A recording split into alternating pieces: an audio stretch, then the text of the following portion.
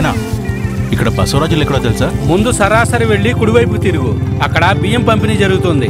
ఇంకొంచెం ముందుకెళ్ళి YSR mineral water plant దాటి ఎడం వైపు తిరుగు, అక్కడ వైఎస్ఆర్ హెల్త్ క్లినిక్, రైతు భరోసా కేంద్రం, గ్రామ సచివాలయం, ఇంగ్లీష్ మీడియం స్కూలు వస్తాయి.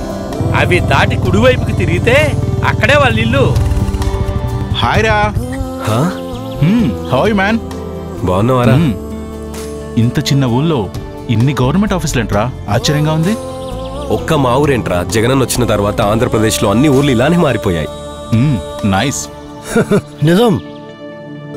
ఊరు మారింది. ఇప్పుడు రాష్ట్రంలోని ప్రతి ఊరికి కావలసిన సౌకర్యాలన్నీ ఆ ఊళ్ళోనే ఉన్నాయి. మా నమ్మకం నువ్వే జగన్. మా నమ్మకం